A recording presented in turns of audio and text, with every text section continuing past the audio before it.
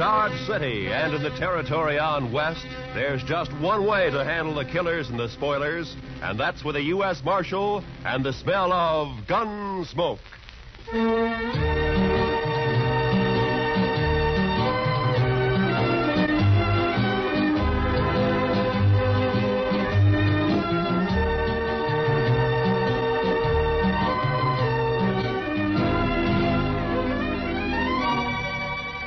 Gunsmoke, starring William Conrad. The story of the violence that moved west with young America. The story of a man who moved with it.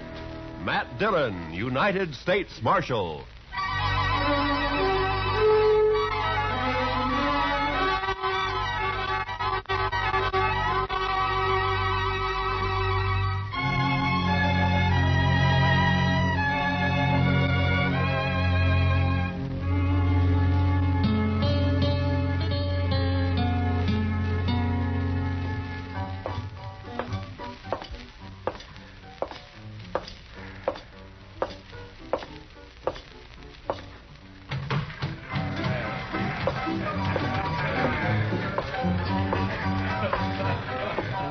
Welcome to the Cherokee Palace, Marshal. I see you received my complaint. I got it, Mingo.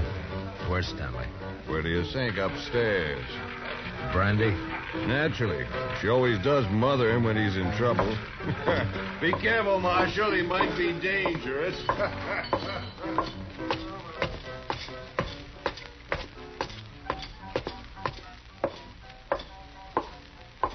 Well, Marshal, you got a sweet word for Dixie?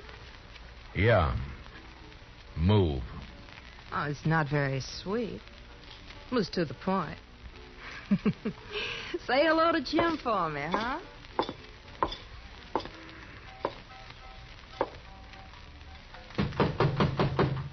Go away. It's me, Brandy. Matt. Come in, Matt. Join me in a drink? Where is he, Brandy? In the next room. Cried himself to sleep. Save it, Brandy. I gotta take him. Oh, why, Matt? Jim Stanley never did a mean thing in his life. He's no bad man. He stole money from Mingo's roulette table, and he threw a bottle at him when he was caught. Mingo's pressing charges. Stanley can clear himself in court. Huh? Against Mingo's witnesses? Do you bring Stanley out, or do I go get him? Go get him. But I wouldn't be proud, Matt. Stick to running dance hall girls, Brandy. Let me run the law, huh?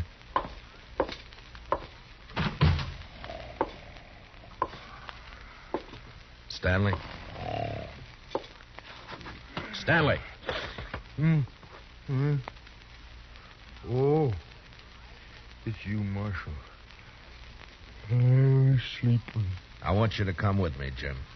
Come with you? Sure, Marshal. You better get up. Come on. Come on. Oh, yeah.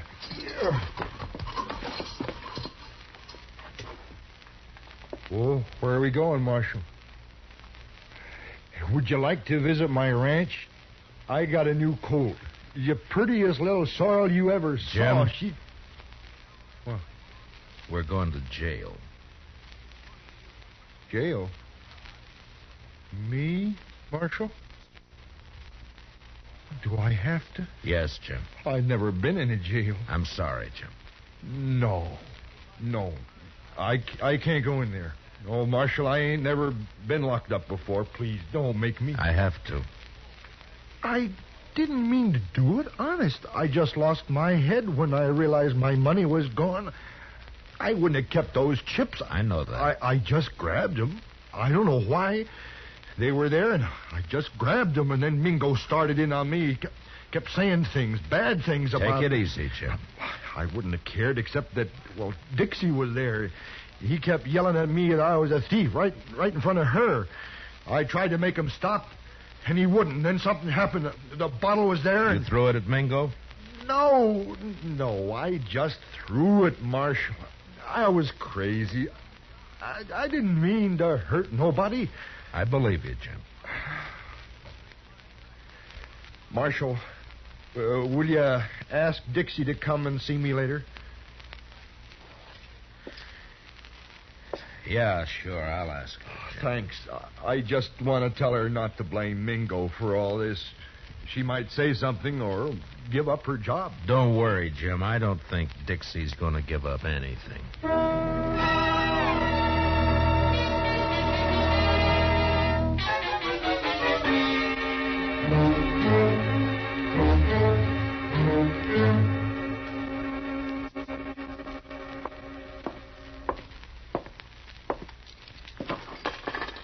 He won't eat his dinner, Mr. Dillon. He just sits there staring. Yeah, poor devil. He won't really be convicted, will he? Well, I hope not, Chester. Mingo's the one who ought to be in jail. Look, Chester, this isn't exactly my idea of justice either. A shady gambler against a simple-minded horse rancher. Hello, Marshal. Goodbye, Chester. Oh, goodbye. I'll run along. You stay put, Chester. Oh, now, Marshal, I wanted to be alone with you. I sent for you to come and visit Jim Stanley, and you better be nice to him. Most fellows are tickled pink if I like 'em. They say I'm pretty. You're pretty enough. That's better. I knew you liked me. I said you were pretty. I didn't say I liked you. Oh, now that's nasty. Would you like to hear what I really think of you? No, don't bother. I get the idea. You're Mingo's girl. When I feel like it. And why do you have to tease a man like Stanley, drive him to drinking and gambling and trouble like he's in now? He's sweet. He thinks I'm beautiful. Yeah. But even men like him wake up. Stick to Mingo.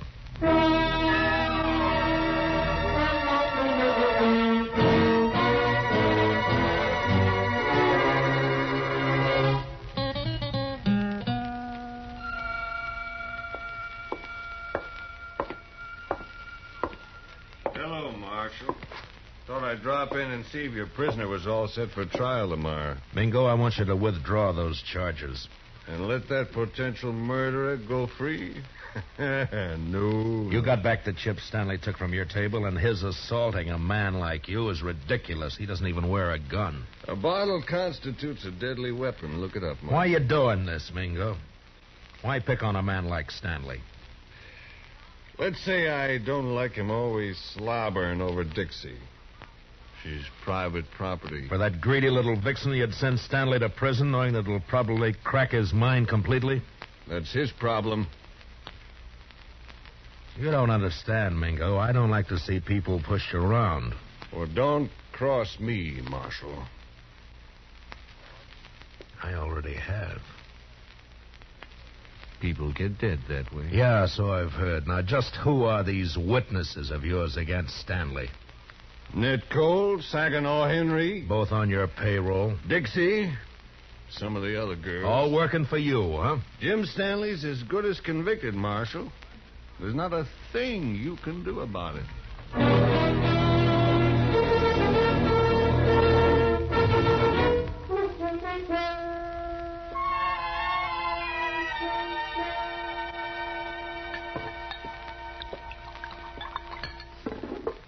Here, Matt. Drink this. Thanks, Brandy. You know, all you need to do is stop fighting yourself, Matt. You're mixed up. Yeah, that's sure true, Brandy. You know, it's funny when it's something you can fight with your fists and your guns, it's easy, but how do you fight a deal like this? You gotta clear Jim somehow. Yeah, with those witnesses against him, Jim can't win in court. Technically, he's a criminal. Oh, criminal, my foot. He admits the crimes. The judge will have to sentence him to at least a minimum jail term. We know there are witnesses who can prove he's innocent.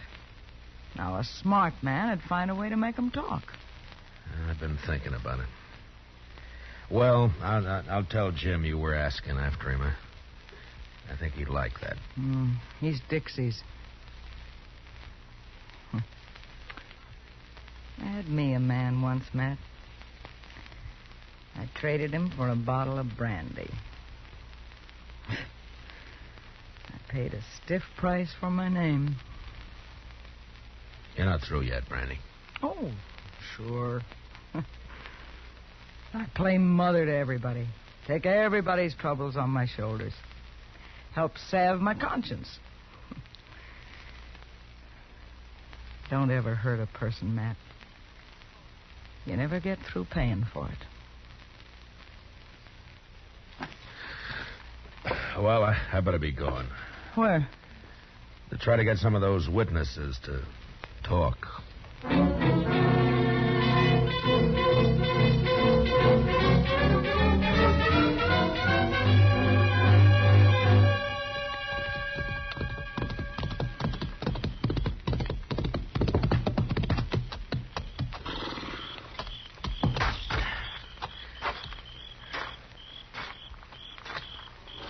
Hello, Saginaw. Huh? Oh, it's you. I've been looking for you. And you've been looking for trouble. Well, you're beginning to sound like your boss, Mingo. It's late. What do you want? I want to read you something from this book. What book? This law book. Oh, so? First law I see says that anyone giving a drink to an Indian is liable to fine up to $500. I saw you buy an Indian Pete a drink only last week.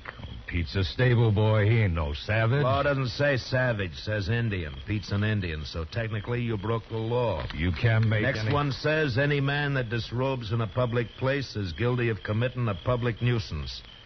Carries a fine of $100. Look, what the devil is all I this? saw you breaking a horse down in Harrison's Corral a little while back. You took your shirt off, and that's disrobing in a public place. Technically. You can't get away with this, Dillon. How much you make a month, Saginaw? 50, 75. Uh-huh. Well, the way it looks, I can get you fined on enough of these laws to keep you broke for about 5 years. 5 years? And we can start all over again. You're bluffing. I never even heard of these Well, laws. look for yourself. Here. If you witnesses are going to send Jim Stanley to jail on a technicality, then a lot of you are going to jail the same way. Well, laws may be there, but they ain't fair. All right, Saginaw, if that's how you want it. Come on, let's go to jail. No, wait, man. Well, then start talking. Well, Dixie shilled Stanley into losing his money, and me and Ned Cole egged him into grabbing a couple of chips when the wheelman wasn't looking. On Mingo's orders? Sure. Stanley looked down at the chips we swiped, and he reached out to hand them back when Mingo jumped him. What was Dixie doing? Trying to keep from laughing. Yeah, I'll bet. And then what? Mingo rode Stanley hard to make him break down in front of Dixie. Finally, the poor lunkhead seemed to go crazy. He yelled and tossed a bottle at the bar. Not at Mingo? No, missed him by 10 feet. Stanley was just working off his mad by busting the bottle. Paid for it. I guess he had the right. Yeah, I guess he had. First, I think Mingo was just deviling Stanley, and then he got the idea to press charges and send him to jail. We got orders out to testify. Uh-huh. Well, thanks, Saginaw. Marshal, I'd like you to know something. Yeah? I'm glad I told you about Stanley, because framing him into prison isn't my idea of something to be proud of. It shouldn't be.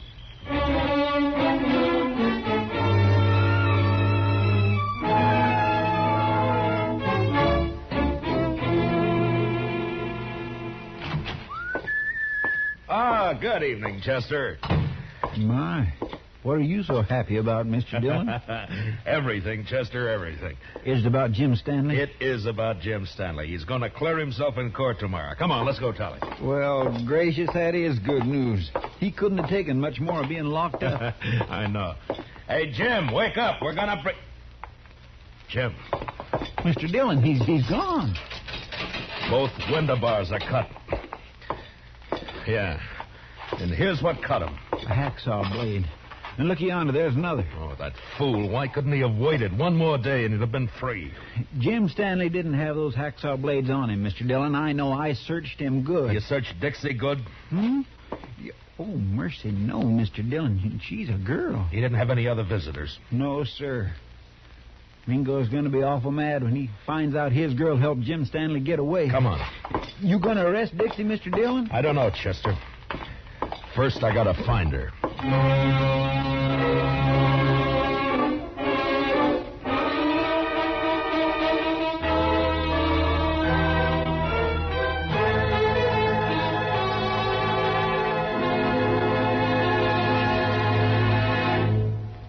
We will return for the second act of Gunsmoke in just a moment. But first, every Sunday on CBS Radio, hear both sides debate the issues on Pick the Winner. It's a program that brings in the top people from Democratic and Republican camps, standing their ground and delivering their views on the biggest questions of the campaign. Don't miss Pick the Winner, Sundays between now and November, to be fully informed when it comes time to vote. And remember, straight through election time, make CBS Radio your election headquarters. Now, the second act of Gunsmoke.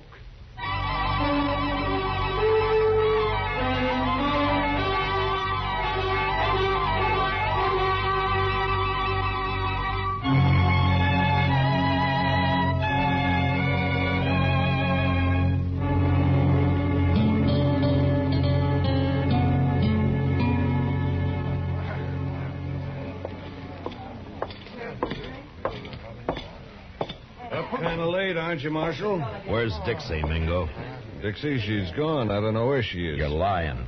No, I swear she disappeared hours ago. I still think you're lying. Dixie's here someplace. No, he's telling me the truth for once, Matt. Dixie's gone, all right. Are you sure, Brandy? Saw her right out of town. Was Stanley? Yeah, Matt. The two of them. Dixie and Stanley? Dixie passed him some saw blades. He cut his way out. That rotten double-crossing hellcat. She's your girl, Mingo. I'll be the laughing stock of Dart City. Good. I hope they laugh you clear out of Kansas. If it's the last thing I'll do, I'll find her. Both of them. Finding them is my job, Mingo. Go ahead. But you better beat me to them, or you'll be arresting them dead.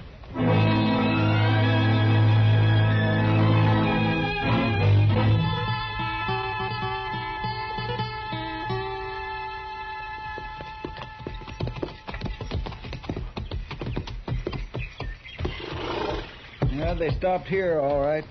Probably changed horses and got some supplies. That wasn't why Stanley came home. Look, Chester. What? Water in the stock trough is right up to the top. And the barn's open. Feed pulled out where the stock can reach it. Even scared to death, Jim thought about his animals first. Mr. Dillon, you think Mingo's trailing Stanley and Dixie, too? Perhaps. It's one good reason why we better catch him quick. Come on.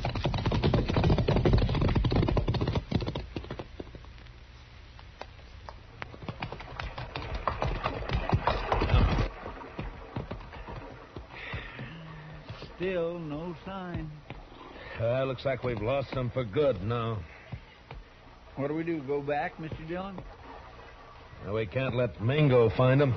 Sure, but the way they've been zigzagging back and forth for the last 4 days, we don't have a chance in 1,000. I'm not so sure, Chester. You know, there's a certain pattern about the way Stanley and Dixie have been moving. I don't think they're trying to leave this section at all. Yeah, we have been getting closer and closer to Dodge with every circle lately. And not only to Dodge. Mr. Dillon, you got an idea? Yeah, maybe. Come on, we'll ride back to Stanley's ranch.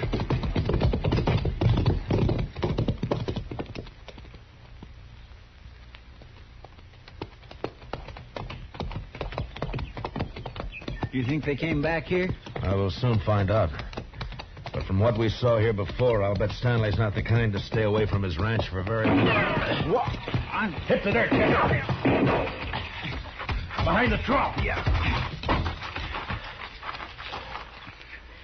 It's Jim Stanley.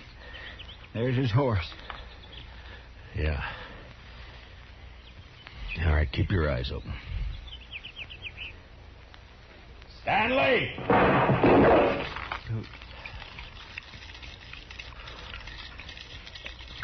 Jim, it's Matt Dillon. Let me talk to you. You go away, Marshal. I don't want to hurt you, but I ain't going back to that jail. And you go away now. I'll kill you. Jim, listen to me. I've got a witness. You better leave quick now. Please, Marshal. Mr. Dillon, I'm getting wet. That's better than getting shot. Keep your head down. Yes, sir. Sure is wet. Stanley's in a good position. Closest cover for us is the barn. That's across 50 yards of clearing. That's a long run. He could pick us off before we made 10 feet. Yeah. Jim, I'm not leaving until I've talked to you. Leave me alone, Marshal. Can't you leave me alone? I'm coming to talk to you, Jim. No. No, stay back. I warn you. Mr. Dillon, don't do it. That's a crazy man. That's a frightened man, Chester. I'm coming unarmed, Jim. I don't think you're a murderer, but if you are, this is your chance. Well,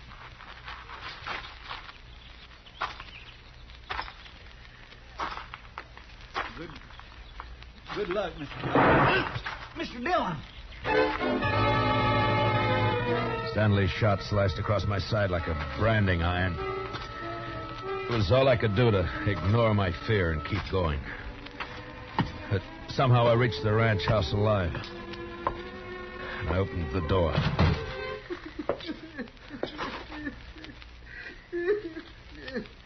Jim Stanley stood there holding his gun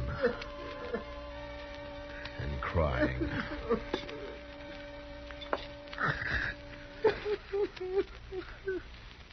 Jim? I didn't mean it. I didn't mean it. I was only trying to scare you. I'm not a killer.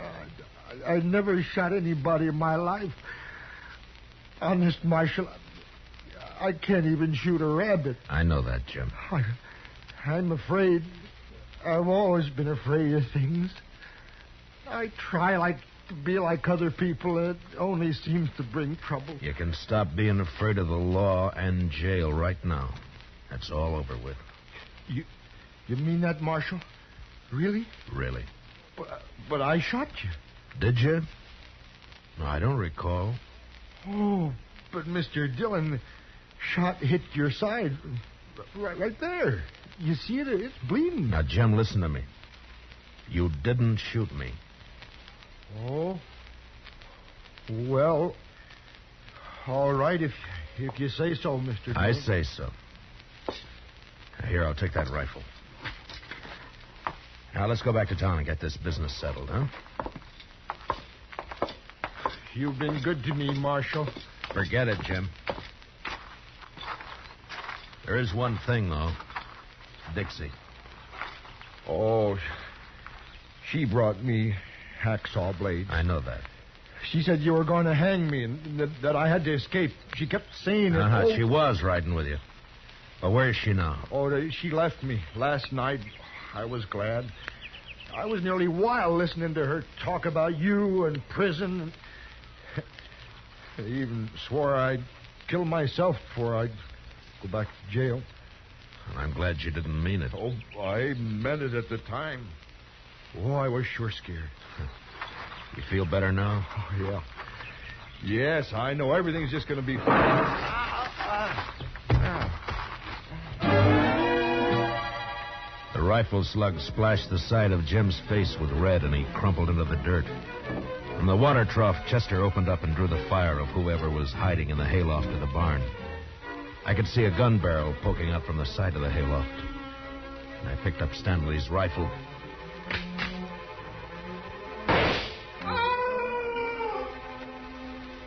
Mingo. Mr. Dillon, are you all right?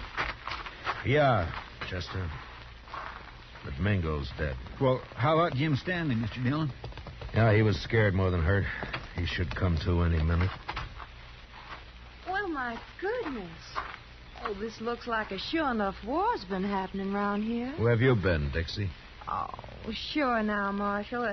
A girl's got a right to look after her investments.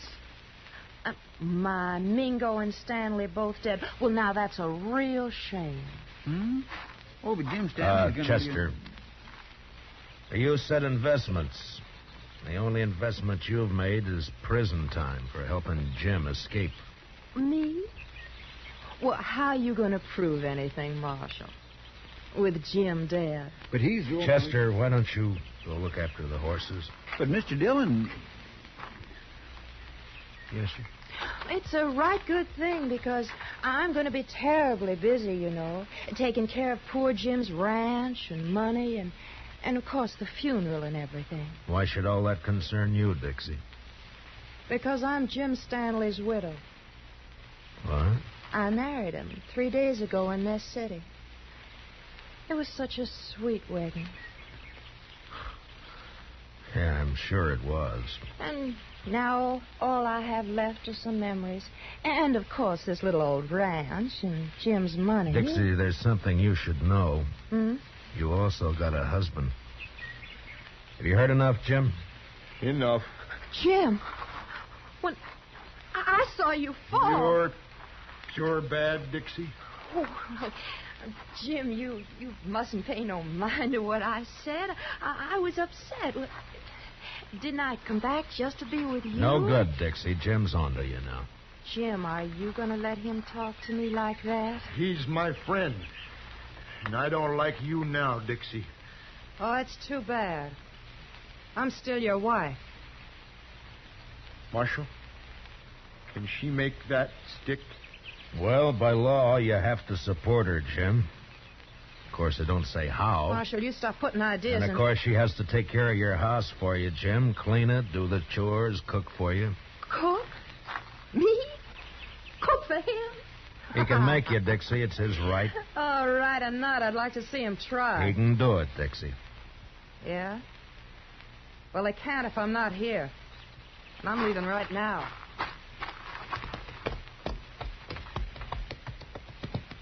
You want to ride into town with us, Jim? No. I think I'd rather stay here for a while, Marshal. If it's all right. Yeah, sure. I'll fix it. But in a few days, when you feel like it, come in and see me, and we'll help you get that divorce taken care of. Divorce? On grounds of desertion. She just deserted you, remember? Chester and I are your witnesses. Oh.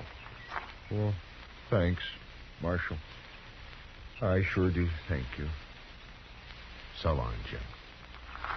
Goodbye, Marshal. Bye. Come on, Chester, let's go. He's had it too rough out here on the frontier, hasn't he, Mr. Dillon? Jim Stanley, I mean. It's addled him, sort of. Yeah, I guess that's it, Chester. Men like him need looking after. Yeah, we got all kinds out here, Chester. Come on, let's get back to town.